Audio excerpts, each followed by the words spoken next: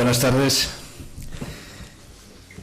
Voy a ser muy breve, pero conciso, porque aquí los protagonistas, a quienes empiezo saludando y agradeciéndoles todo, quiero recalcar todo, son el consejero Francisco Martín, Jaime González, presidente del Puerto de Santander, y Julio Cabrero, de la firma del mismo nombre y empresario ejemplar. Gracias a los tres de corazón.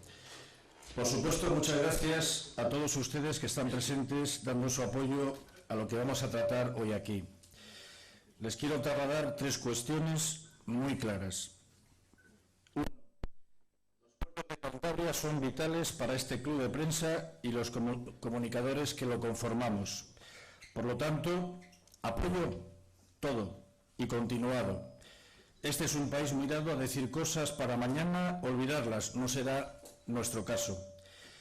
Dos, ustedes, empresarios de Cantabria, son un orgullo para esta región, porque si todo va para adelante es gracias a su trabajo y el de los profesionales con los que cuentan y emplean.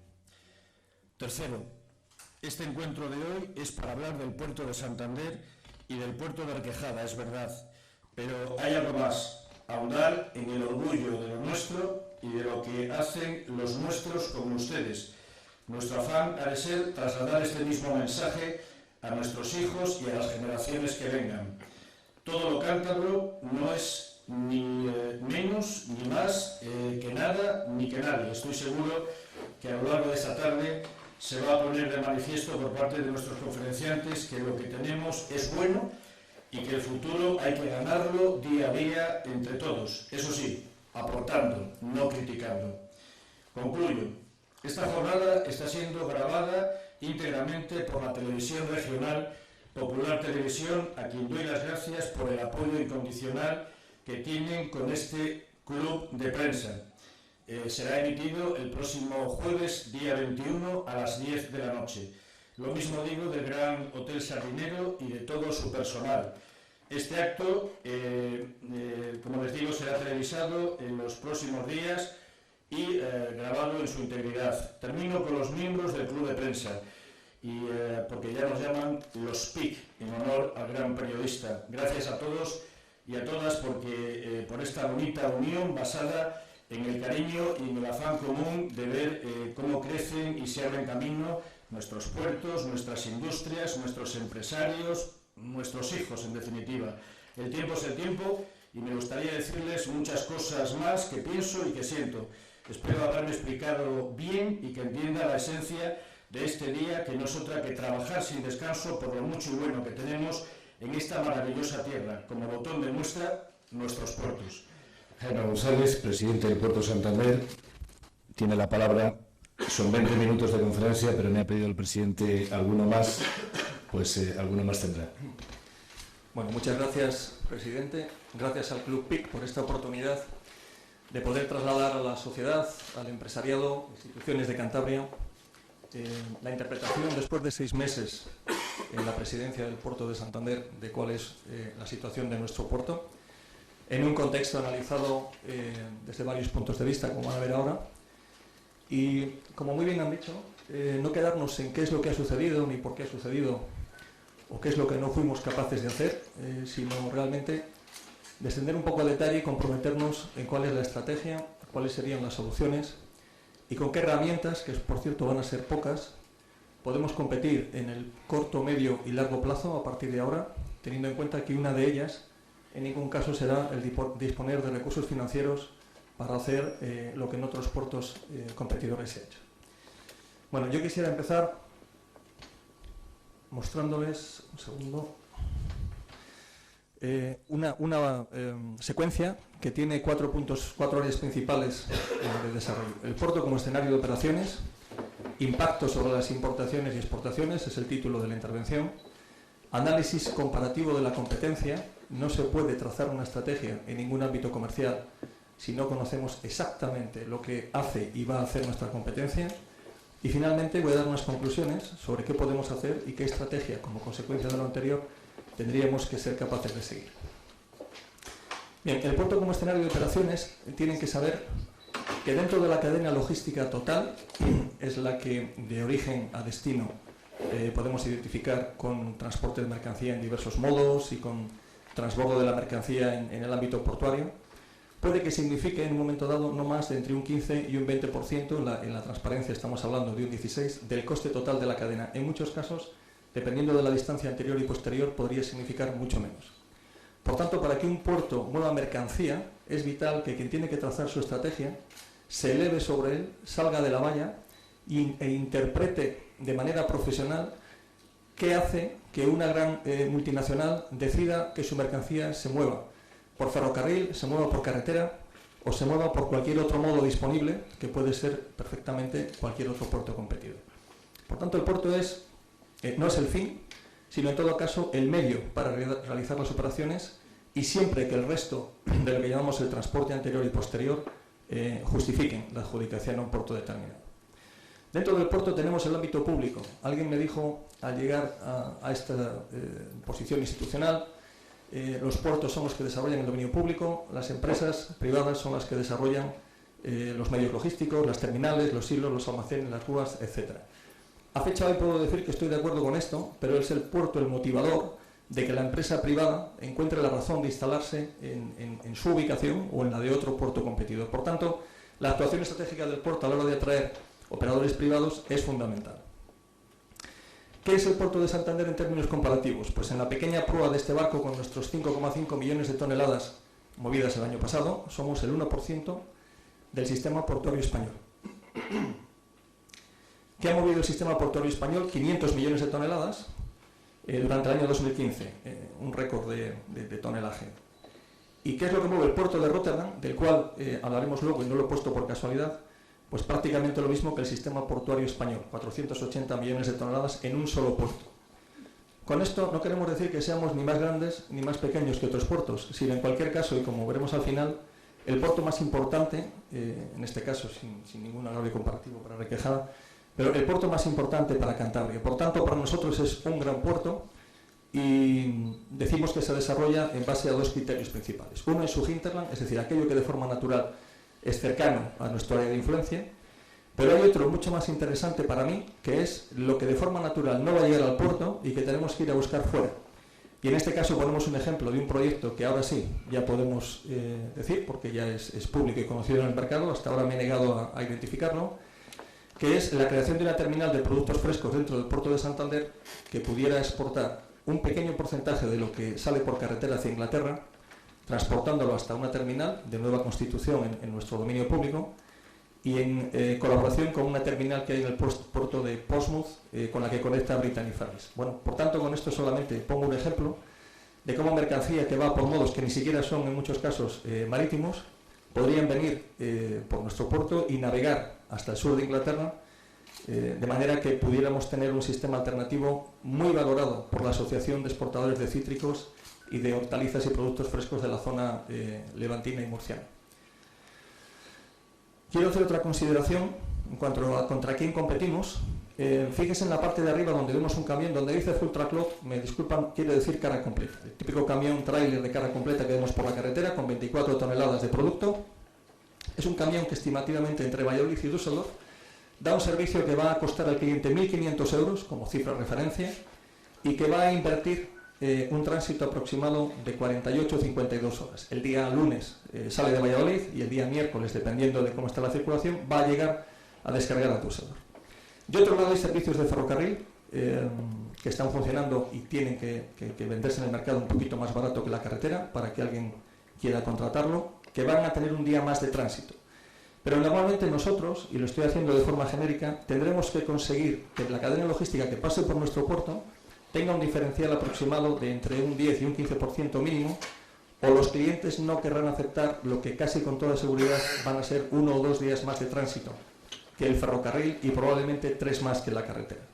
Por tanto, de salida tenemos que tener siempre un atractivo de precio más competitivo que otros modos de producción clásicos, y aquel argumento de que somos más ecológicos y contamos menos es algo que queda muy decorativo en la oferta, pero que hasta ahora, como en alguna ocasión he manifestado en 28 años de profesión, nadie me ha comprado. Es decir, nadie me ha comprado un servicio que cueste más dinero porque en un momento dado sea ecológico. Por tanto, de los 3 modos, de las 3 alternativas para hacer un Valladolid-Düsseldorf, La que más nos importa es la que pasa por Santander, pero lo que quiero decir con esto es que es la más difícil de colocar en el mercado. ¿Qué impacto tiene un puerto sobre la importación y la exportación? Es decir, sobre lo más importante para nosotros, que es el tejido industrial y la capacidad de producción de un país. Bueno, nuestro país es periférico. Esto que tiene o podría tener algunas ventajas en otro ámbito, como el climatológico con respecto a Europa, y por ello mantenemos el turismo como primera industria, yo diría, de éxito, la más relevante. Es un país periférico en el sentido en el que cuando analizamos lo que exportamos, que normalmente no es mercancía de valor añadido, sino una mercancía donde el impacto que tiene el precio por tonelada puesto en Centro Europa es determinante, hace que hagamos consideraciones en el ámbito logístico que quienes transportan los iPhones desde China a Norteamérica o a Europa no tengan que hacer, porque el impacto del precio de transporte por tonelada es prácticamente simbólico con respecto a su coste de fabricación y con respecto al precio final de venta. Por tanto, es fundamental que entendamos que si después de la caída del muro de Berlín hemos configurado un nuevo mapa de Europa y nuestra posición ha quedado más alejada del centro estratégico de venta o de compra de nuestros productos que en los países del este, tracemos una estrategia en la que, y perdónenme el fallo, porque un 5,6% del PIB se produce gracias a nuestro puerto y creo que es un 4,8%. En este caso se producimos en el ámbito del empleo. Bueno, con ello lo que quiero decir es que si somos el medio y el fin está en hacer que nuestra industria y nuestro tejido productivo sea competitivo, tenemos que ser capaces, sí o sí, de colocar en el mercado un producto logístico absolutamente eficiente donde el 75% en las exportaciones y el 89% en las importaciones de los flujos logísticos de export-importación se producen en un ámbito en el que el sistema portuario en España en este momento está siendo el protagonista. Voy rápido por el tiempo. El análisis comparativo de la competencia quizás sea el capítulo en el que más he intentado ir a detalle. Esta es la fachada norte y de alguna forma representada nuestra competencia en términos de puertos, si bien habría que aclarar que cuando el puerto de Santander pierde Toyota, no sé si hace aproximadamente 8 o 10 años, como entonces la marca relevante de coches que entraba y salía por nuestro puerto, el puerto que lo gana es Sagunto, con lo cual muchas veces el puerto competidor que más nos amenaza no es el más próximo, sino incluso otro que no aparece en este mapa en la fachada norte. Si nos detenemos un poco en estos puertos, vemos como Vigo es un puerto cochero, tiene 1 millón de metros cuadrados, 339 millones de euros. Es la cantidad que se ha invertido en los últimos 25 años y esto ha supuesto el 2,68% del total del dinero invertido en el sistema portuario español en ese periodo. Vemos a la izquierda que hay una zona, es la zona que ven aquí en la pantalla, donde hay una terminal cochera que por cierto tiene un silo de almacenamiento de coches en vertical que funciona de una manera muy eficiente. Estamos ahora en La Coruña, con 2,5 millones de metros cuadrados, 807 millones de inversión y vemos el primer puerto exterior realizado de manera que ha consumido en 25 años el 4,9, prácticamente el 5 de la inversión que se ha realizado en el sistema portuario español. Seguimos con Ferrol, donde sorprendentemente para mí vemos un puerto exterior que se ha realizado con objeto de intentar instalar una terminal de contenedores que sería competencia principalmente de la de Vigo. Tiene 3,7 millones de metros cuadrados, 268 millones de inversión y 1,88% ha consumido en la capacidad inversora de Puertos del Estado en los últimos 25 años. Aquí empezaríamos a ver algún dato con el cual personalmente podría discrepar de una forma amplia, ¿no? Está pendiente de realizar el acceso ferroviario al puerto exterior desde la zona interior que hemos visto. La unión del puerto interior de Curuseiras y el exterior de Canliñas se va a realizar con vial de ancho mixto, digamos el métrico y el Renfe. Son 6,4 kilómetros de longitud, 5,6 discurren por un túnel y 580 metros en un viaducto sobre la ría de Ferrol.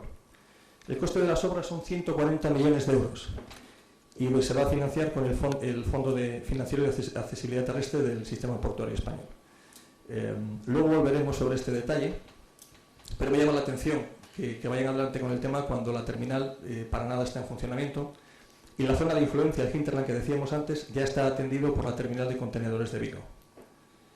Tenemos Avilés, con sus cifras, ha consumido el 1,37 de la inversión de estos 25 años, disponible en el sistema portuario. Y a continuación Gijón con su puerto exterior. Gijón es un puerto que tiene 4,2 millones de metros cuadrados, que ha invertido 1.116 millones de euros y que ha consumido un 6,38% de todo lo invertido en sus 25 años. Yo no estaría en contra de esto si no fuera porque al ver la instalación, y quienes mejor lo conocen, la instalación, al menos la ampliación y el puerto exterior, está en desuso. Es una instalación que no está utilizada, se hizo de una manera, bueno, pues yo diría que muy ambiciosa, y en este momento su disponibilidad supone para mí una amenaza muy grave en la captación de negocio con respecto a Santander. Yo me imagino mañana, entiendo que no es lo que va a suceder, ni muchísimo menos, pero permítanme el símil, como presidente de Puertos del Estado.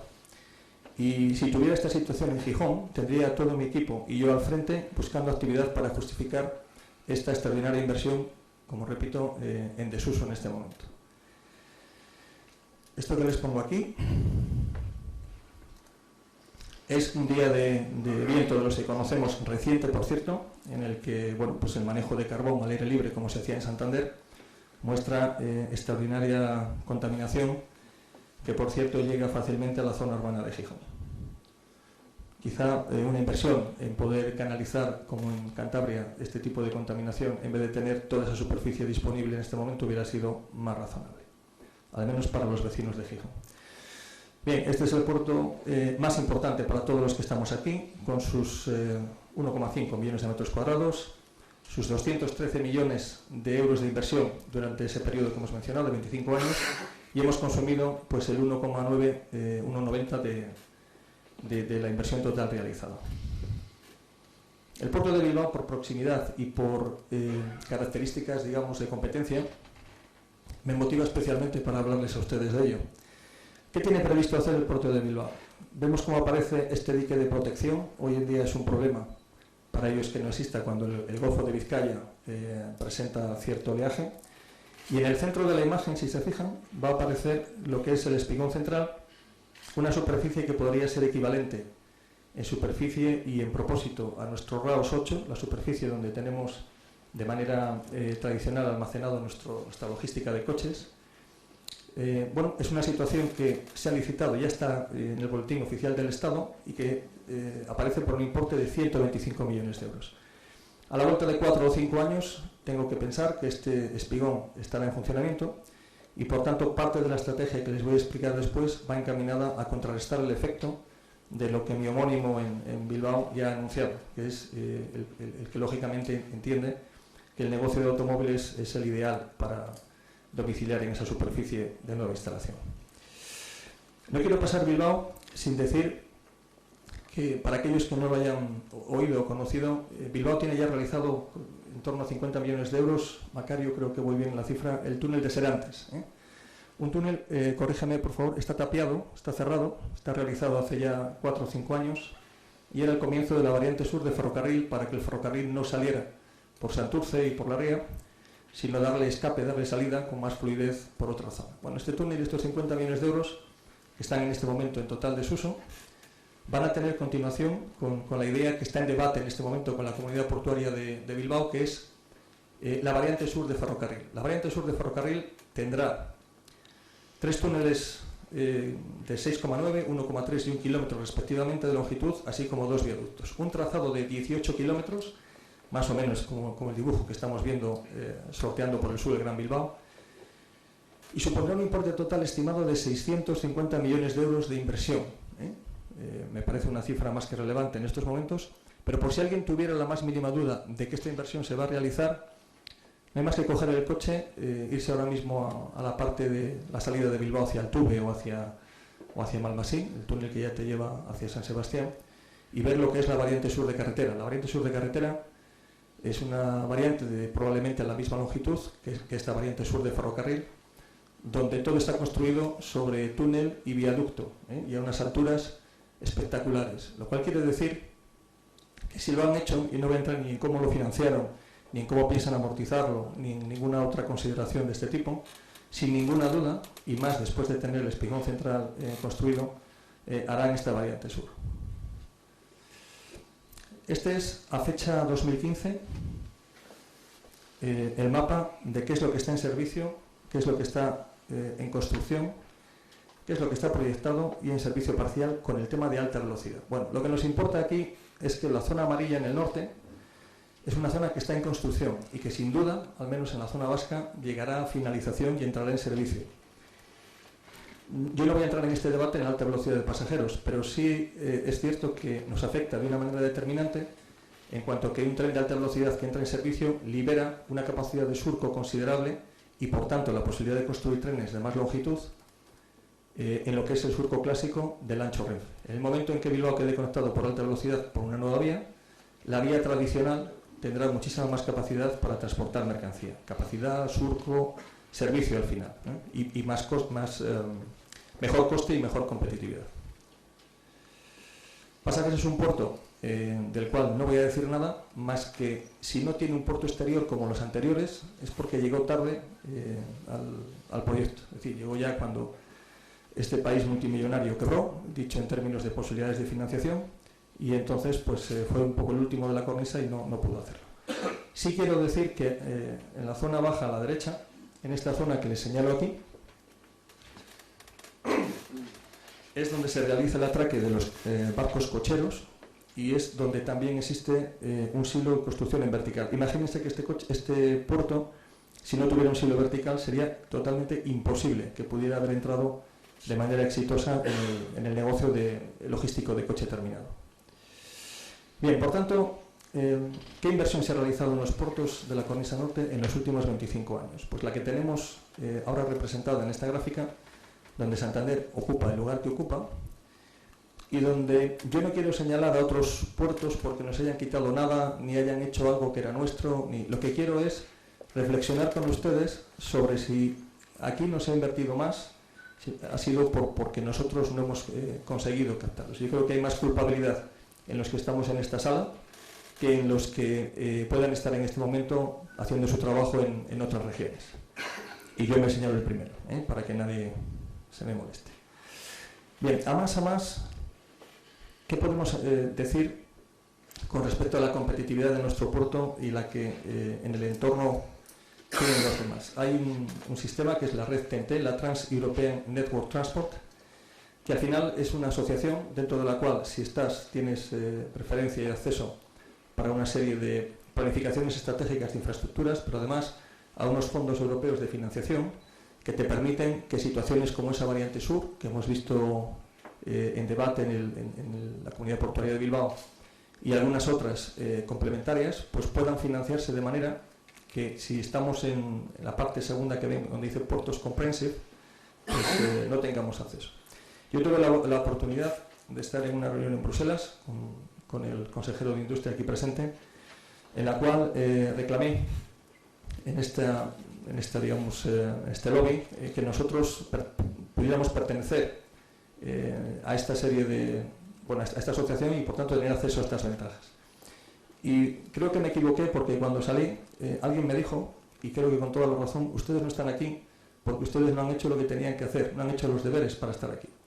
Con lo cual, de alguna manera, y por defender mi región y mi puerto, quise señalar la circunstancia de nuestra ausencia, pero al final, y reflexionándolo desde una manera más tranquila, creo que efectivamente, si no estamos, hay más culpabilidad nuestra probablemente que por parte de los que ya están allí. Sepan ustedes que parte de mi estrategia está enfocada a que antes o después acabemos perteneciendo a esta asociación y que podamos tener acceso, si no a todo, sí aparte de las ventajas que ello supone. No puede ser de otra forma. Bien, ¿y a qué conclusiones? No sé cómo voy de tiempo. 10 minutos más, presidente. Vale, pues te quedan. Creo que vamos a aclararlo. ¿A qué conclusiones podemos llegar? ¿Qué podemos hacer y qué estrategia podemos seguir en este entorno en el que por encima de todo lo que ya no queda es, vamos a decir, pues mucho recurso financiero? Les voy a dar solamente un dato para que comparemos con todo lo anterior. Mi mayor lucha en este momento está en conseguir que INECO, la consultora de estrategia de infraestructuras del Ministerio de Fomento, termine por darnos el estudio de ampliación de 3 apartaderos, Osorno, Espinosa y Herrera de Pisuerga, si lo recuerdo bien, que permitiría que nuestros trenes, los que vienen sobre todo de Renault, tuvieran una longitud de 608 metros. Estas actuaciones, si llegan a realizarse, tienen un importe de 10 millones de euros. Y para el puerto de Santander, créanme que sería fundamental en términos de incremento de competitividad. Por tanto, comparen la cantidad con las cantidades que he mencionado del pasado y las que está previsto en actuaciones futuras, sobre todo en Bilbao. Y en una conversación con la ministra, al decirle que por favor acelerase el proceso, porque era muy importante para nuestro puerto y nuestra región, se me tachó de reivindicativo por parte de la ministra. Yo quiero ser así de transparente para que sepamos exactamente dónde estamos y cuál es nuestra situación. Bueno, actuaciones mirando al frente y siendo positivos y si puede ser un poco inteligentes. Es vital incrementar la capacidad y la operatividad de la terminal de ferrocarril de Moriedas. Esa terminal actúa como un buffer de clasificación y necesitamos que, si se amplían la longitud de al menos 3 apartaderos, esa terminal pueda aceptar trenes de 608 o de más metros, 750 idealmente. Generar espacio vertical para el almacenamiento de automóviles. Esta es una foto tomada en Pasajes con el coche 6 millones, coche que, por cierto, espero que movamos en el puerto de Santander aproximadamente en julio, y donde sin almacenamiento vertical, como decía antes, hubiera sido imposible que este negocio hubiera tenido lugar. Realización de RAOS 9 como próximo paso de desarrollo de infraestructuras para el incremento de la línea de atraque Rorro, frecuentemente saturada ya en el puerto. El incremento de capacidad y frecuencia de Brittany Ferries en Santander.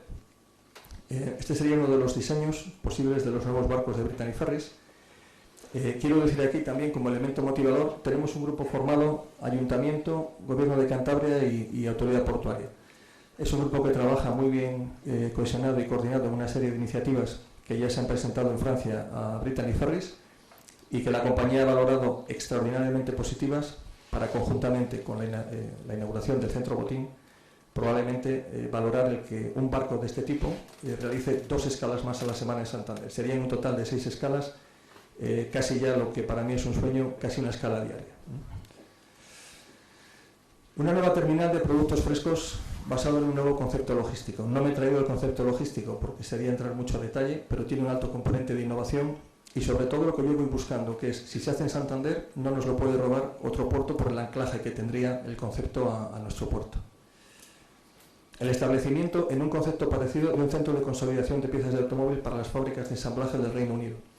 Si creo en este proyecto es porque en su día, y algunos de los que están en la sala lo participaron conmigo, la fábrica de Nissan en Sunderland se suministraba de todas sus piezas, salvo Cataluña, de todos sus proveedores, vía Santander con Brittany Ferries. Intentamos ahora, con alguna mejora logística, implantar algo parecido. Actuación en accesibilidad en el área Forda, es decir, en algunos de los puertos a los que van nuestras líneas regulares. Yo acabo de llegar ahora de Alemania para garantizar que la mercancía, en este caso, por ejemplo, de la fábrica que se está instalando de Santander Code Solutions, bobinas de chapa, cuando llegue a los puertos de Duisburg, Rotterdam, Amberes o Brujas, pueda ser transbordada en infraestructuras a tal propósito y pueda continuar en Europa en camino fluvial de manera competitiva, como lo hacen los fabricantes de bobinas Thyssen o cualquier otro en el centro de Europa. Es darle continuidad a eso importante que decíamos antes, que no es tanto la operación en el puerto como sí lo que nos va a costar cuando lleguemos al puerto posicionar la bobina a 500, 600 o 700 kilómetros tierra adentro. En este caso les traigo el mapa fluvial al que vamos a tener acceso, al que van a tener acceso los fabricantes que quieran utilizar el puerto de Santander, previo transbordo, y a la derecha les pongo una foto de cómo son realmente estas infraestructuras. Cuando doy una charla en la universidad o a chicos digamos que están en formación, al ver estas infraestructuras parece que es una infografía. Bueno, son reales y siempre les recomiendo que en sus vacaciones, además de playa y otra serie de tiempo de diversión lógico, intenten ver infraestructuras en el centro de Europa para ver cómo los fabricantes en Centro Europa tienen un grado máximo de competitividad logística. Mantenimiento de la mejora de competitividad de las operaciones en todas las terminales. Bueno, a mí me gustaría que los coches tuvieran un ratio menor de estancia en el puerto para que tuviéramos más capacidad y más movimiento, y así con el resto de mercancía la eficiencia en las operaciones. Logísticamente es fundamental. El abastecimiento de gas natural licuado. Bueno, esto es algo que va a ser difícil de hacer, pero que sí o sí tendremos que hacer. En términos de retorno de negocio va a ser muy difícil justificarlo, pero quien no tenga suministro de GNL para grandes buques va a quedar fuera de sus escalas con mucha probabilidad. Por tanto, esta será una apuesta estratégica, no tanto basada en una rentabilidad económica cierta, sino en una rentabilidad estratégica que no podemos obviar. El plan director del puerto, solo quiero decir que yo lo tengo en revisión, que quiero creerme el plan director del puerto y que con la Consejería de Obras Públicas y la Consejería de Industria espero en algún momento ser capaz de mejorarlo con respecto a cómo es hoy. La renovación de la vía Santander-Torrelavega. ¿Por qué? Porque si no se renueva, y nos prometieron que el día 3 de octubre lo empezarían a renovar el año pasado, pues la velocidad de los trenes es menor a la que podría ser y por tanto la ocupación de vía es mayor, es decir, la capacidad de surco para llevar mercancías es muy pequeña. Además de esto, el desdoblamiento de la vía Santander-Torrelavega, si lo anterior era a corto plazo, esto más a medio y largo plazo, pero para mí es vital en el hecho de que entre Torrelavega y Santander los trenes no se bloqueen en su paso. La prolongación de los apartaderos que ya he dicho antes, entre Santander y Valladolid, en la fase A, en la de corto plazo a 608, e inmediatamente después lo tuviéramos hecho, reclamaríamos 750 metros. Y algo que yo he debatido con el consejero recientemente, y con esto termino, ya es un minuto, todavía no he logrado entender por qué el Santander Mediterráneo, que es vital para el puerto de Santander, no para llevar las mercancías, sino en muchos casos para traerlas para exportación. En este caso hablamos de los coches de Pamplona y los coches de Zaragoza. ¿Por qué tiene que ir por el Valle del Pas, o la zona del Pas, o el túnel de la Engaña? Nunca he entendido por qué esa infraestructura tiene que ser así, cuando si hubiera una adecuación de la vía que va de Santander a Bilbao, la vía de Feve, adecuación al ancho Renfe, no solamente iríamos por el camino natural como cuando vamos por carretera, sino que además todo el parque de vagones de ancho Renfe que llega hasta Bilbao tendría acceso también hasta Santander, con lo cual no estaríamos limitados a que la circulación ferroviaria de la cornisa norte se realice con los vagones de Feve, por cierto en este momento dejada bastante en desuso por parte de Renfe, que es quien lo tiene asociado. En esta reclamación de infraestructura o de adecuación no iríamos solos si damos el paso, sino que Asturias y Galicia, expertos en comunicarse al resto de la península, y en este caso, por supuesto, a Irún y al Valle del Ebro, yo creo que irían de la mano con nosotros para pedir que se realizara. Yo no sé cuánto puede costar la adecuación de la vía Santander-Bilbao, pero me cuesta mucho pensar que pudiera costar tanto como lo que antes he dicho de la simple variante sur de 18 kilómetros y de nuevo trazado, con esos 650 millones de euros, a los que podemos sumar los 50 del túnel ya realizado y estaríamos hablando de 700. Bueno, en estos 14 puntos lo que he querido decir es que tenemos que actuar con estrategia logística, estrategia técnica, tenemos que actuar con inteligencia, viendo en el mercado qué es lo que puede venir por el puerto de Santander. Tenemos igualmente que actuar con estrategia en Madrid. Consejero, yo creo que lo que nosotros tenemos que lograr en otro ámbito de lo mencionado, solos no lo vamos a conseguir. Y si hay que disparar a Madrid 3 balas en la próxima legislatura, las 3 tienen que dar en la diana. Y tenemos que realizar estrategia para una región, que es una región pequeña, pero que sin duda es para nosotros la más grande. Por tanto, bueno, esto es un poco lo que quería decirles, sin andar quizá demasiado en detalle, pero sí intentando hacer una situación comparativa de en qué marco competitivo nos encontramos. Y ya ven que con poco dinero, pero entiendo que con mucho entusiasmo y sobre todo con mucho acierto en el ámbito técnico, pues aspiramos a seguir haciendo grandes cosas. Muchas gracias.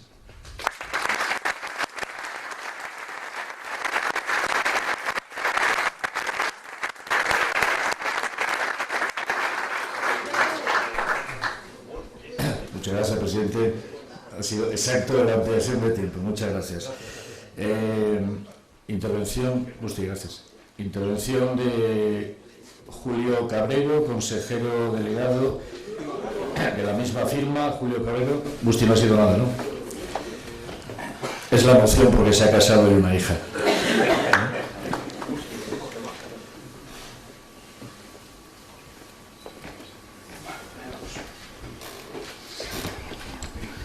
Bueno, muy buenas tardes. Muchas gracias al Club de Prensa PIC, a Miguel Muchas gracias a Francisco, Martín y a Jaime por estar hoy acompañando en esta mesa, en el cual lo que voy a intentar es trasladar, ya que se ha vuelto a hablar del puerto de Requejada, trasladar a la opinión pública la situación del puerto de Requejada desde el punto de vista confesional, cómo estamos regulados, para luego cada uno pueda sacar conclusiones y ver si existe alguna posibilidad de cara a que el puerto de Requejada vuelva a recobrar la operatividad que tuvo hasta el año 2008. Quiero dar también las gracias tanto a todos ustedes como a personas que están aquí, que han sido usuarios del puerto de Requejada, por lo tanto nos conocen porque han sido colaboradores y saben la trayectoria. Y así también a una persona que he visto entrar y también ha colaborado en el desarrollo del puerto de Requejada, como ha sido su práctico, que fue durante muchos años, Julián González Cuele, que ha sido y sigue apostando, yo creo, por el puerto de Requejada, y ha sido una de las personas, desde que nosotros adquirimos esos activos a la Real Compañía Asturiana de Minas, allá por el año 1983, la que ha ido un poco de la mano de nosotros para intentar, como luego podréis ver, las puntas de tráfico que se llegaron a alcanzar en el puerto de Requejada. Sin más, por ubicarnos y recordar, el puerto de Requejada se encuentra en un municipio que es el Ayuntamiento de Polanco, un municipio que tiene en la actualidad un censo de población de 5.800 habitantes y una extensión de 18 kilómetros cuadrados. El municipio de Polanco, entre otros, está bañado por la ría de San Martín de la Arena, que también baña principalmente a los ayuntamientos de Mingo y de Sonces, y la ría de San Martín de la Arena, donde pueden ver en dos fotos, una de ellas que se ve totalmente una ría sinuosa, con 4 curvas, 2 curvas con concavidad hacia el este y otras 2 con concavidad hacia el oeste, y su desembocadura en Sonces, y un primer plano de lo que son las instalaciones del puerto de Requejada cuando era operativo, porque se ven mercancías que están sobre la superficie. Decir que la posición del puerto en estos momentos, como veis, tiene una línea de atraque de 60 metros, dispone de 3 grúas de capacidad de 6 toneladas que se adquirieron a la Autoridad Portuaria de Santander, con una báscula de 50 toneladas, y unas oficinas que en su día siguen un resguardo fiscal, especialistas fiscales para el tema de mercancías. Por hacer una descripción muy breve de la ría, decir que es un estuario brazo de mar típico con salida preferencial este-oeste y en la cual existe desde el puerto de Requejada hasta su desembocadura aproximadamente unas 4 millas de navegación fluvio-mareal. Decir también que podemos diferenciar la ría en 2 tramos. Un tramo que va desde los muelles de Hinojedo, puerto de Requejada, hasta la zona de influencia de mareas, que algunas veces sube más debido a los coeficientes de mareas, que es el puente de Barreda, el puente que une Barreda con Viveda y posteriormente con Suances, y una zona inferior, que es la que une el puerto de Requejada con la desembocadura, que son 4 millas escasas, que es donde ascienden o suben los barcos en pleamares. Dicho esto también, y hacer una referencia puntual, decir que el puerto de Requejada, allá por el año 1636, nos tendríamos que remontar, fue un puerto y toda su ría que tuvo una competencia muy fuerte con el puerto de Santander, en lo que se refiere a todo el tema de carga de cereales que venían de Castilla. Estábamos 20 kilómetros más próximos de lo que era el embarque o del punto de Santander, con las carreteras que existían, y existían el tipo de barco, era el tipo de barco que era el que cargaba trigo y cereal, que venía de Castilla y venía y hacía temas de cabotaje principalmente entre Bermeo, Lequeito e incluso Cádiz. Eso fue un potencial importante que tuvo tanto la ría como la zona del puerto de Requejada hasta el año concretamente 1852, que se construyó el ferrocarril Alar-Santander, en el cual esa primacía, en el cual había muchas discusiones entre la Casa de la Vega y la Villa de Santander, lo retomó, por así decirlo, la Villa de Santander para volver a retomar el tráfico de cereales. Dicho esto, y ya pasado el año 1852, y es un poco el objeto de lo que son los antecedentes históricos de lo que es la ría y las reales órdenes en el cual está amparado todo lo que son el tema concesional, nos tenemos que remontar en primer lugar al 29 de agosto de 1870. Ese año, mediante una real orden, se adjudicó a don Ramón Fernández Cuervo una concesión administrativa que era para el aprovechamiento de marismas previa a su desecación y saneamiento, siendo esta concesión transmitible a terceros. Posteriormente, y en el año 1876, concretamente el 24 de marzo, Ramón Fernández Cuervo transmite el título concesional a la Real Compañía Asturiana de Minas, siendo autorizada esta cesión mediante Real Orden del 17 de abril de 1876. Dentro de esa Real Orden habrá que destacar la cláusula cuarta del título concesional, donde preveía que si con los trabajos que se practiquen se obtiene el saneamiento de los expresados terrenos, será dueño a perpetuidad el concesionario de los que sean propios del Estado o de uso comunal de los pueblos, conforme al artículo 26 de la Ley de Aguas vigentes.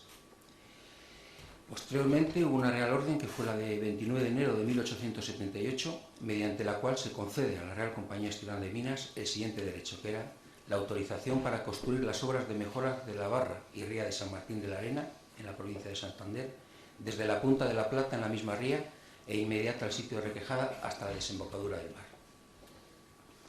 De ese clausurado he significado 4 puntos esenciales de esa Real Orden del 76. En primer lugar, la concesión se otorga a perpetuidad y sin derecho a subvención alguna por parte del Estado. En segundo lugar, una vez terminadas las obras de inmediata ejecución, la concesionaria queda en completa libertad de enajenarlas o explotarlas en la forma que estime conveniente, así como establecer las tarifas o derechos que juzgue oportunos por la entrada y recorrido de la ría, o sea, del uso de ella, de los muelles, embarcaderos y demás obras que construyese. La cláusula número 3 decía que la autorización comprende el derecho de la concesionaria o de un tercero con anuencia de esta a construir, mediante la aprobación superior, los muelles, embarcaderos y otras obras que puedan ser convenientes para el mejor servicio de la ría. Y el punto número 4, el cláusula número 4, decía que los terrenos de dominio público que se ganen a la ría, con las obras que se ejecuten, serán de propiedad de la compañía concesionaria.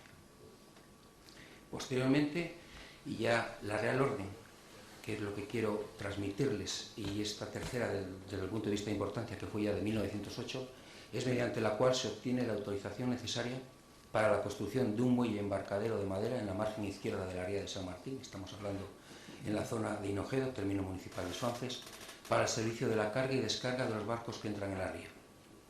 La concesión se establece que se entenderá hecha, salvo el derecho de propiedad y sin perjuicio de tercero, por tiempo ilimitado, teniendo la concesión el carácter de uso general, con arreglo a las tarifas que la compañía estime conveniente establecer. Posteriormente, que es el caso que nos ocupa y del que estamos hablando últimamente, data del año 1947, donde se construye un muelle de atraque, un muelle, en este caso, en la margen derecha de la ría, en el pueblo de Requejada, ejecutado en piedra y hormigón, con el cual se pretende formar una unidad de explotación con el muelle de madera de Hinojedo.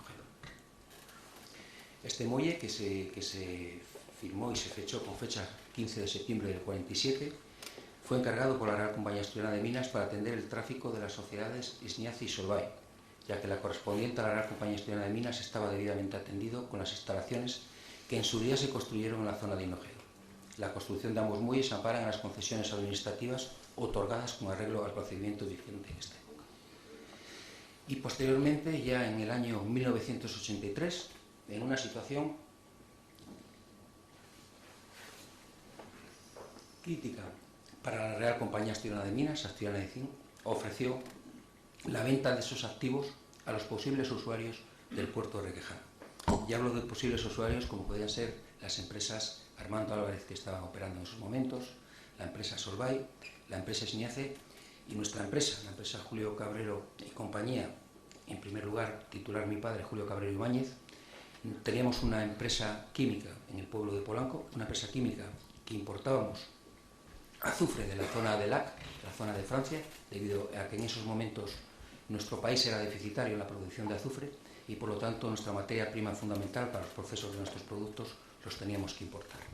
Por lo tanto, así fue como se adquirieron 2 porciones de terrenos, una que era el propio muelle con una única grúa de 3 toneladas, con unos almacenes de 1.395 metros cuadrados y unas pequeñas oficinas, y tomamos la decisión, porque como siempre he dicho, podíamos haber tomado la decisión de no haber seguido con esta actividad y habernos centrado solo en lo que era la industria química, porque queríamos expandirnos y trasladar nuestra industria a los terrenos de Requejada, pero sin embargo entendíamos que había una serie de usuarios, entre ellos nosotros mismos, que debíamos de seguir con esta actividad para la explotación de lo que eran las instalaciones del puerto de Requejada.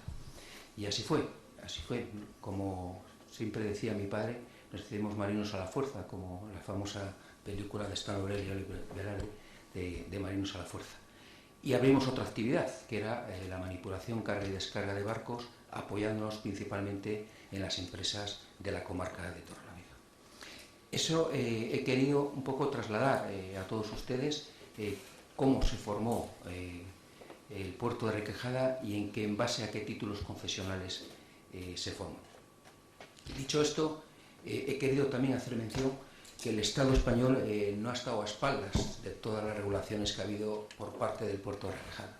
Y entre ellos voy a citar algunas de las órdenes del propio Estado español, en el cual se ve que es consciente de la operatividad del puerto de Requejada y de su situación comercial. Entre ellos, la orden del 31 de mayo del 61 del Ministerio de Marina, que regula la plantilla de prácticos del puerto de Requejada, y posteriormente se contó con un práctico en régimen de interinidad, aprobado a todos los efectos de la plantilla de practicaje a nivel estatal.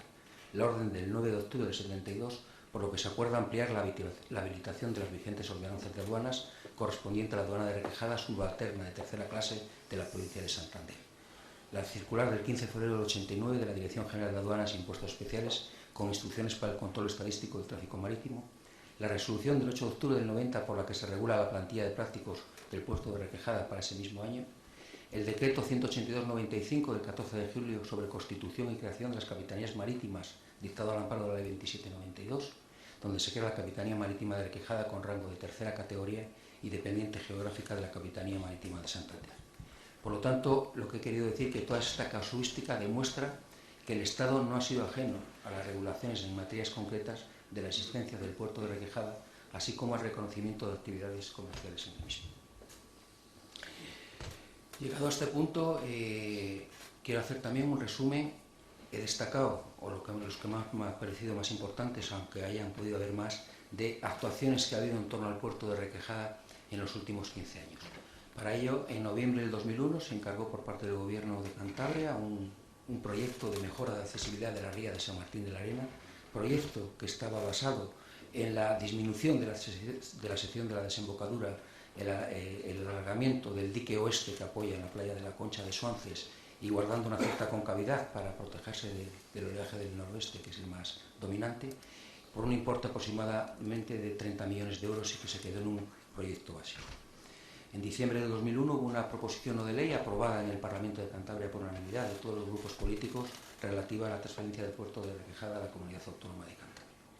Posteriormente, en marzo del 2003, también hubo un dictamen por parte del CES del anteproyecto de la Ley de Puertos de Cantabria, donde hacía mención y hacía hincapié de la situación en la que existía y la necesidad de buscar esa transferencia, aunque sí era consciente que a través de títulos concesionales legítimos que existían, aunque debían de ser normalizados, veían ciertas dificultades para establecer un rango o una competitividad del propio puerto.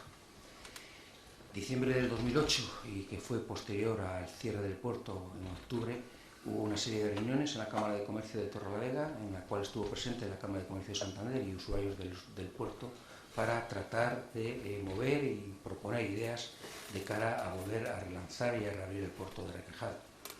En el año 2010 también se encargó un estudio a una empresa de Madrid, denominada Printec, por parte del Gobierno regional, para estudiar futuras inversiones y rentabilidad del propio puerto para su puesta en disposición.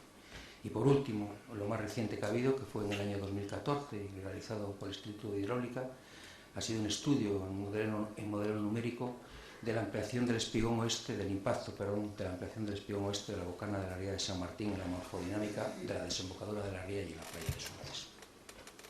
Todo ello, como veis, he querido empezar desde lo que ha sido la historia del puerto, las acciones, y luego redundaré y desembocaré en las dos situaciones con las cuales se encuentra el puerto para volver a retomar la actividad. No obstante, antes sí quería enseñar una serie de fotografías alusivas a la actividad portuaria que hubo en el puerto de Requejada hasta el año 2008. Ahí veis un esquema de lo que ha sido el movimiento de buques desde el año 1992 al 2005, llegándose en el año 95 casi a la cantidad de 110 buques, que fue el año que más movimiento ha habido, tanto de buques como de mercancías.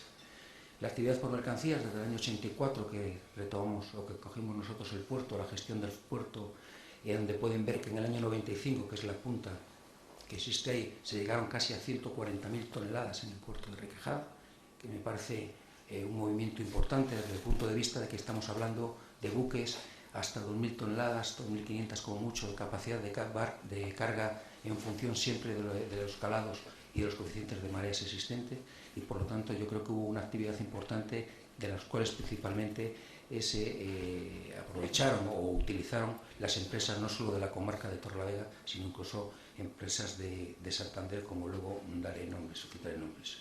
En este caso, entre los clientes que tenía el puerto de Requejada podemos citar Solvay, que tenía sus carbonatos de sosa densa, ligera e incluso importaciones de bicarbonato antes de reforzar la línea de bicarbonato que traía de la fábrica suya de Rosignano, de Italia. Ignace exportaba sus celulosas tanto a puertos de Inglaterra, de Silot, como Braque de Alemania, y importaba madera de eucalipto principalmente de la zona de Portugal y también de la zona de Galicia. Armando Álvarez traía sus importaciones de madera serrada, tanto de pino norte de las zonas de Suecia y Finlandia. Global Steel y Sideral movieron mucho alambrón, tanto de exportación como de importación. La Andaluce, que fue una de las empresas que se instaló cerca del puerto de Requejada debido a su configuración en cuanto a la fabricación de grandes depósitos, y utilizó el puerto principalmente para cervezas DAN, que está situado en Barcelona, es decir, los barcos daban toda la vuelta a España para colocar unos depósitos que tenían una longitud de 25 metros de longitud y 8,20 de diámetro. También otros operadores donde se movieron elementos de energía eólica, se importaron y exportaron, tanto generadores, emittores, lingotes de plomo para las fábricas de fabricación de baterías situadas en Burgos.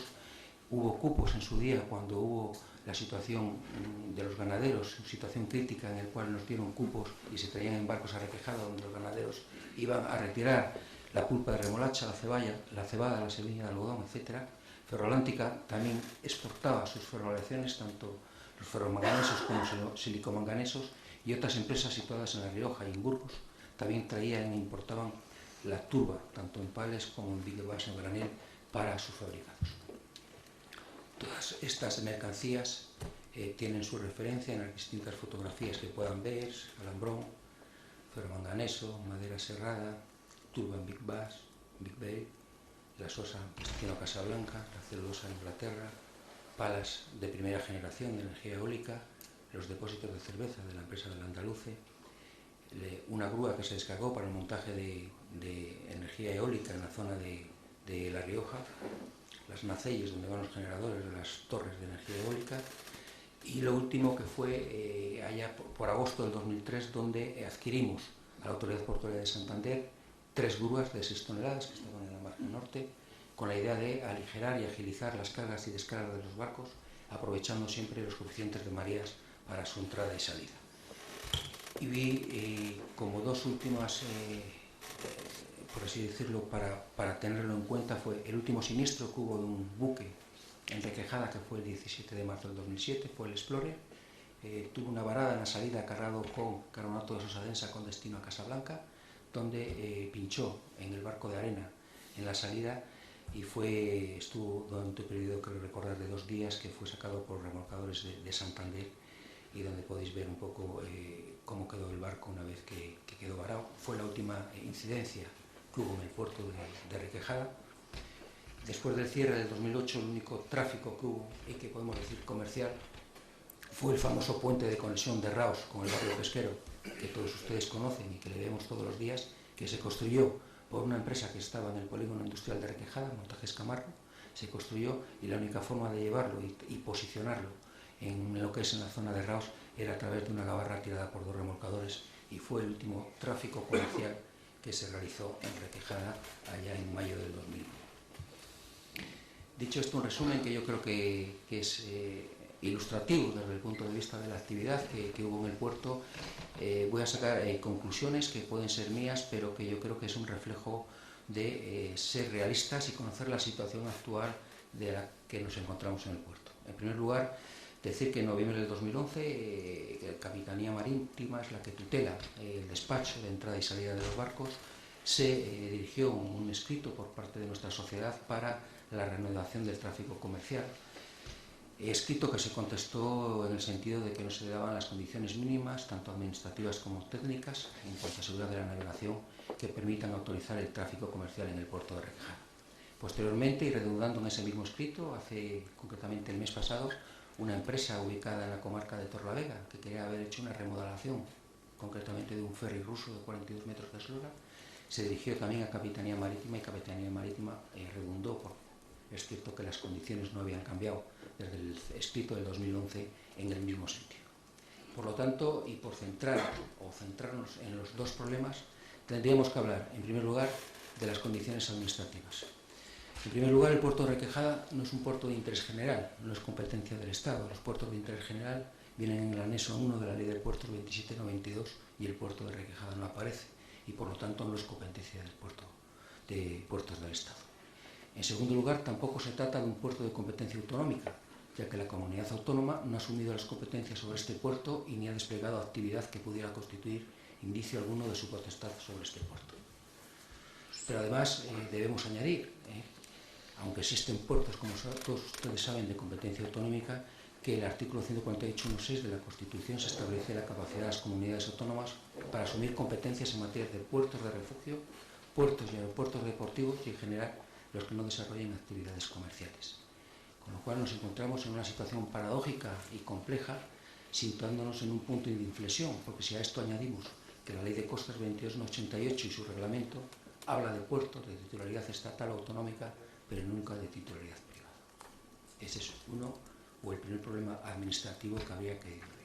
Y otro, y que va conjunto al problema administrativo, porque yo creo que si se resuelve uno y no se resuelve el otro, no podría ser operativo Requejada, tendrían que resolverse los dos, son las condiciones técnicas de seguridad de la navegación. Y principalmente estamos hablando de la zona de la desembocadura de Suances, porque como todos bien conocen, la ría una vez canalizada es un lecho de fango que se mueve a través de los coeficientes de mareas y en virtud de esos coeficientes y de los calados pertinentes se pueden llegar a cerrar los barcos en función de esos calados.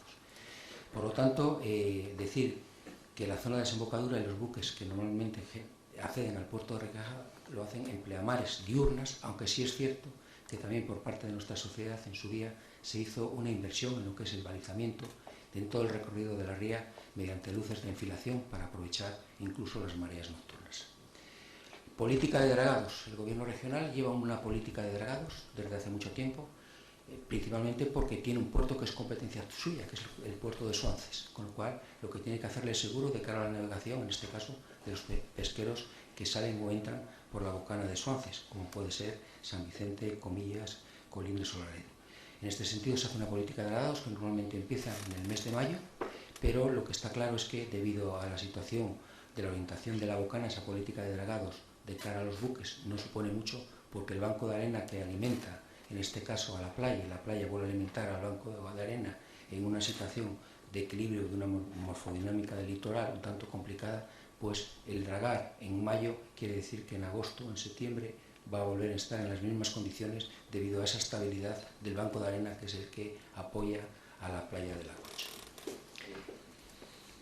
La existencia de ese proyecto básico en el año 2001, que con un presupuesto cercano a los 30 millones de euros y que quedó sin más en un proyecto.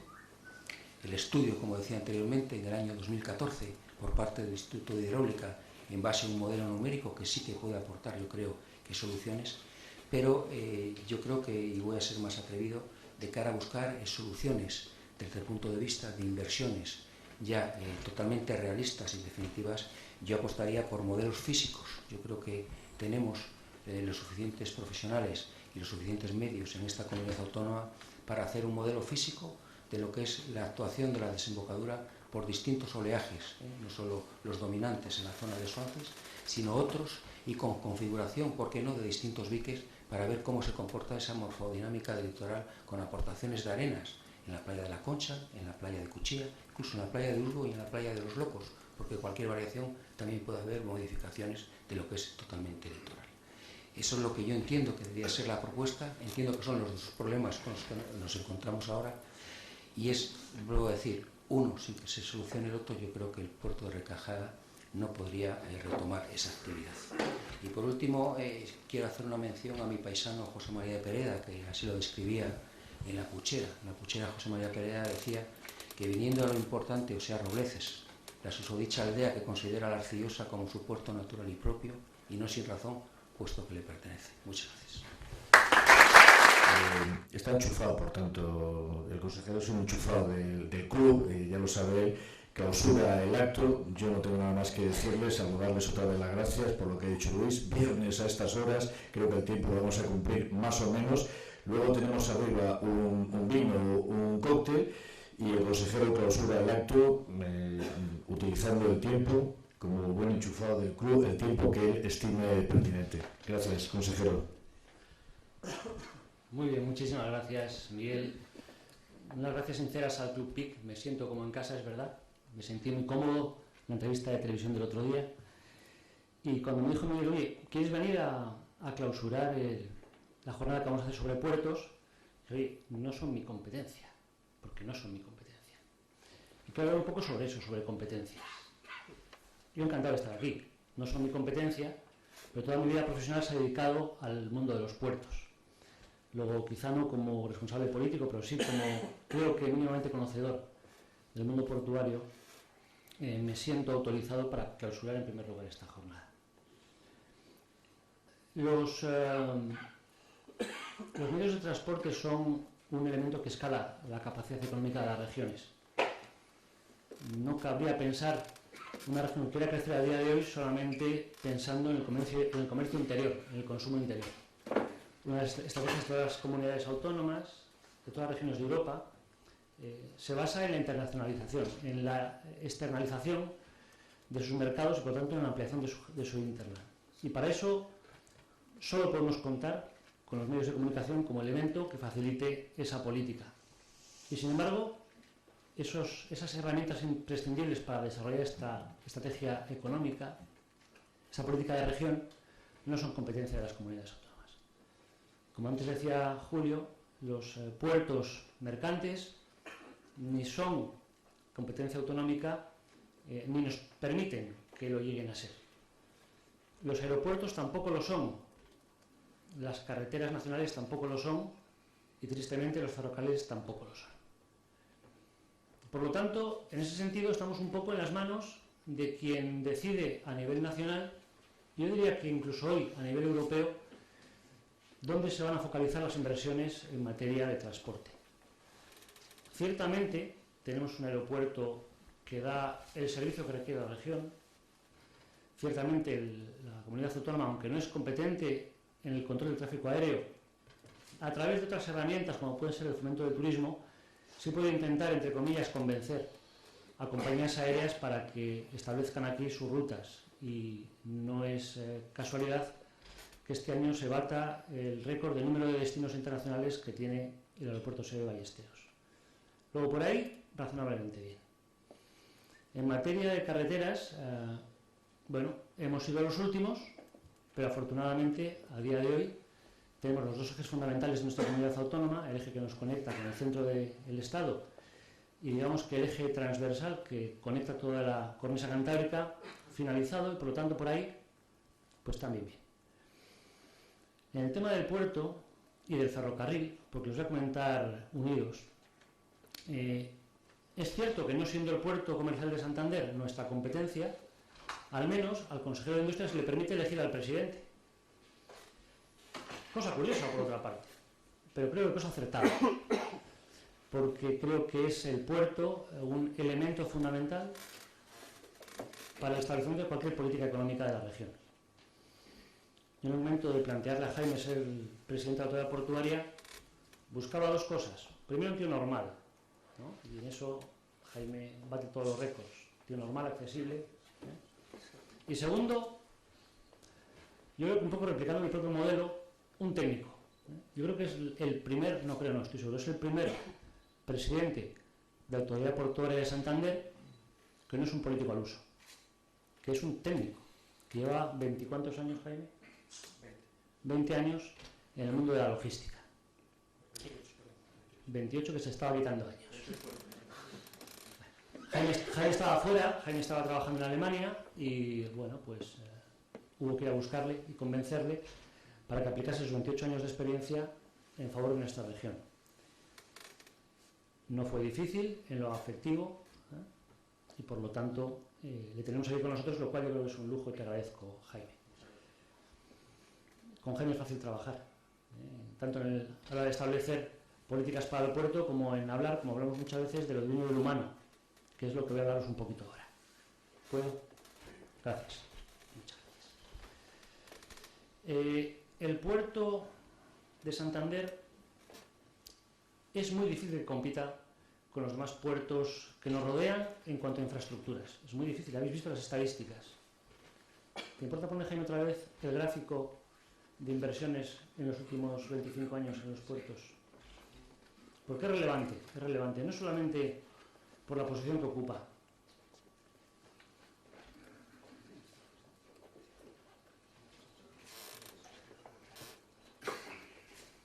Entonces Jaime ha descrito que en la cornisa cantábrica hay 3 superpuertos relativamente nuevos, Bilbao, Gijón y Langosteira.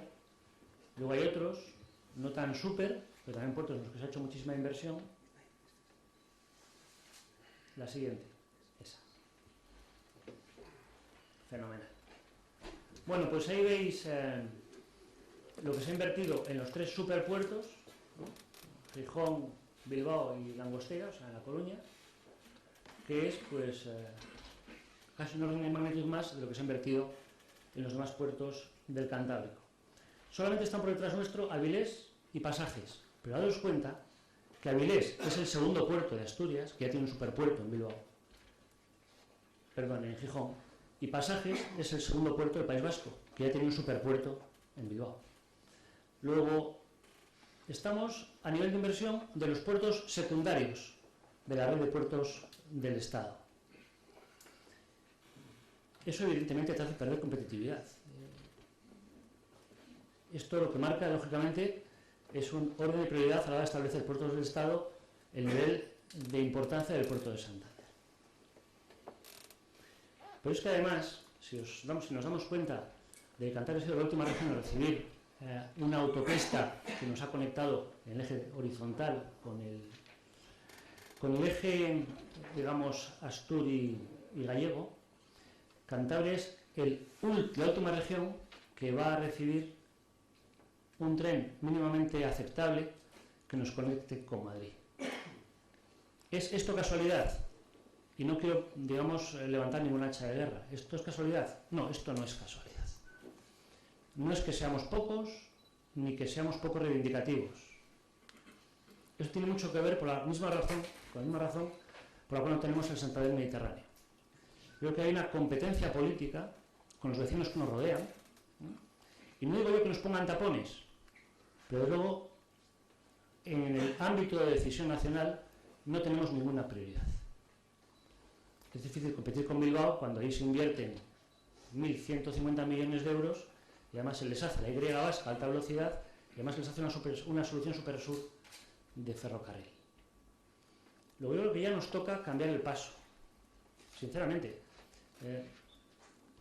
Con esto no quiero echar balones fuera, no quiero decir que nuestra situación económica sea fruto de que las comunidades autónomas que tienen más peso a nivel nacional nos están poniendo tapones. Digamos que ese discurso, que realmente lo pienso, creo que la situación de Cantabria ha estado directamente inducida por la falta de atención o por el exceso de atención que han tenido nuestras comunidades autónomas limítrofes, ha sido quizá la razón de estar donde estamos. Pero también somos, en cierto modo, capaces de marcar nuestro futuro. Creo que ahora toca ser reivindicativos, lo digo como lo siento. Creo que toca ser reivindicativos porque creo que el agravio comparativo lo vemos en este gráfico que hace mención a los puertos, pero si hiciésemos el gráfico de los ferrocarriles sería exactamente igual. Mirad, hay una red transnacional, que la que hablaba antes Jaime, que es la TNT, que es una red europea en la que se marcan los puntos de referencia que establecen una especie de corredor de transporte a lo largo de toda Europa. Cantabria está presente en los foros europeos. Cantabria ha sido presidente hasta ahora de la Comisión del Arco Atlántico.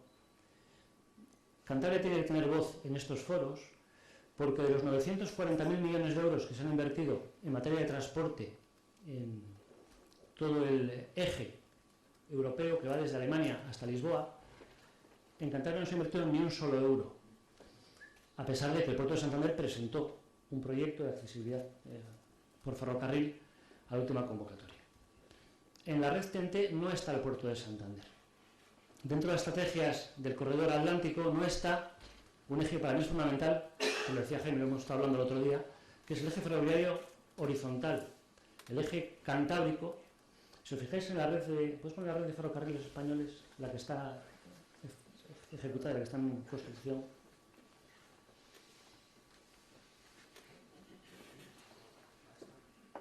No, a la que estaba en colorines, amarillo, en ejecución. Bueno, eso. Si os fijáis en la red de ferrocarriles españoles, esa.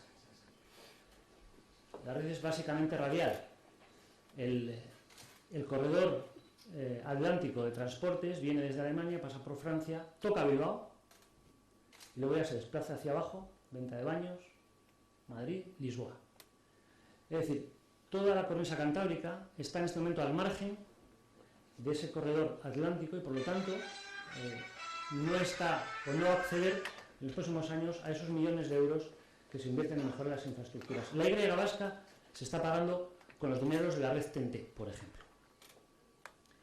Luego creo que como comunidad autónoma, incluso, como decía Jaime, con la colaboración de Asturias y de Galicia, deberíamos empezar a ser, no sé si reivindicativos, pero al menos a solicitar algo que es de justicia y de competitividad para nuestra región, que es un corredor cantábrico de ferrocarril, ancho Renfe o ancho europeo, me da exactamente igual. Desde luego, una solución tipo FEBE, aunque fuese más eficaz, pero que pase por las encartaciones, que tarde 2 horas en llegar a Bilbao, desde luego en ancho métrico, no es una solución. Si queremos tener una salida directa a Europa, si queremos que nuestro Interland sea toda Europa, no podemos plantearnos que tengamos que bajar con ferrocarriles de 450 metros a Venta de Baños y luego de ahí enlazar con la Y vasca y salir para Europa. En primer lugar, tenemos que tener la capacidad de establecer convoys al menos de 750 metros de longitud, como tendrá Bilbao dentro de 3 años. Si no, la competitividad de nuestras empresas será inferior porque el transporte, la exportación de nuestros materiales será más caro. Y en segundo lugar, me parece que es de justicia que haya un corredor que nos conecte con Asturias, con Galicia y, por supuesto, con Bilbao y con el resto de Europa, de esa forma poder incrementar el hinterland de nuestro puerto. Por lo tanto, como gobierno, no tenemos competencia en materia de transporte, no tenemos competencia en materia de ferrocarril, pero sí tenemos competencia a la hora de establecer las prioridades políticas de nuestro gobierno. Dentro de esas prioridades va a estar el corredor cantábrico de ferrocarril, en ancho Renfe o europeo, que permita esta comunicación directa con la Y vasca, con Europa y desde luego con el corredor atlántico, acreedor de esos 950.000 millones de euros de inversión. ¿Para eso qué hace falta? Para eso hace falta, digamos, cohesión. Hace falta, en primer lugar, que las 3 comunidades autónomas, Galicia, Asturias y Cantabria, se pongan de acuerdo, cosa que intentaré a partir de la semana que viene, establecer un foro de debate en el que esto se pueda llevar como un proyecto común. Esto exige que ese proyecto común se plasme en un anteproyecto y que tenga dotación económica. No estamos hablando de una obra o de una iniciativa que se pueda ver en una legislatura, ni en 2, probablemente ni en 3. Pero como estrategia política debe ser la visión a largo plazo uno de los pilares que confronten o que conformen, yo creo que cualquier estrategia pensando en la supervivencia de nuestra economía a largo plazo. La competitividad no se consigue hoy para mañana, se consigue teniendo infraestructuras adecuadas, para lo que hay que hacer previsiones suficientemente largas. El ferrocarril con Madrid es nuestra pelea actual, porque es la que vemos más próxima. Bueno, ojalá, porque tenemos el compromiso de hacer 3 apartaderos, 8 millones de euros, frente a 1.100 de Bilbao, y no veo que acaben los proyectos. Y la segunda es que dupliquen la vía Santander-Torrelavega, y la tercera es que eliminen los pasos a nivel con barrera en el tramo de Palencia-Reynosa, con lo cual tendríamos un ferrocarril de 3 horas a Madrid, que no es tanto, hoy no estamos hablando de pasajeros, pero como decía Jaime, si el ferrocarril tarda 3 horas a Madrid en lugar de tardar casi 5, ese tren ocupa menos horas de vía, con lo cual quedan más trenes por esa vía, más trenes fundamentalmente de mercancías. Por lo tanto, no voy a hablar hoy de puerto, porque el puerto está muy en las manos, voy a hablar hoy de las necesidades del puerto, que básicamente son que empecemos ya a reivindicar, a pedir, con énfasis, una conexión ferroviaria como van a tener los demás. Porque si os fijáis en ese mapa, a Cantabria no llega ninguna raya de ningún color ni se la espera. Y esa sí es nuestra obligación, el estar encima de que lleguen las rayas. Fijaros que cualquier conexión transversal, es decir, Europa en ferrocarril llega hasta Bilbao. Lo que queremos es que Europa en ferrocarril llegue al menos hasta Santander. Y para eso, lógicamente, habrá que plantearse una estrategia más común, pues que habrá de llegar hasta Coruña. Pero en principio, lo que nos interesa es que Europa llegue hasta Santander, para que podamos utilizar ese medio de transporte como un elemento, ya digo, de competitividad para nuestras empresas. Bueno, que esto será un poco de todos, quiero decir que de nada sirve que un gobierno tenga una planificación de estas características si no tiene cierta continuidad, y para que tenga continuidad tiene que ser un proyecto de todos, ¿no? De todos los colores políticos y sobre todo de todos los actores que lo sois en el sistema económico de Cantabria. Acabo dando las gracias a los PICs y dando las gracias a todos aquellos que me he quedado suficientes a Miguel, de vaya nivelazo de asistencia. Muchísimas gracias por haber dedicado vuestras horas, que ya lo son, de familia, ¿no? A estas horas de un viernes por la tarde, a estar con nosotros, a agradecer a Julio y a Jaime, que también hayan dedicado las horas que han dedicado a preparar sus ponencias y a esta tarde las charlas que han dado, que para mí es un placer estar acompañado de gente tan válida y tan valiosa, y que cuento con todos vosotros y con todos vosotros para establecer estas políticas y llevarlas a un punto de debate, a un punto de discusión en el que a Cantabria se le oiga. Muchísimas gracias.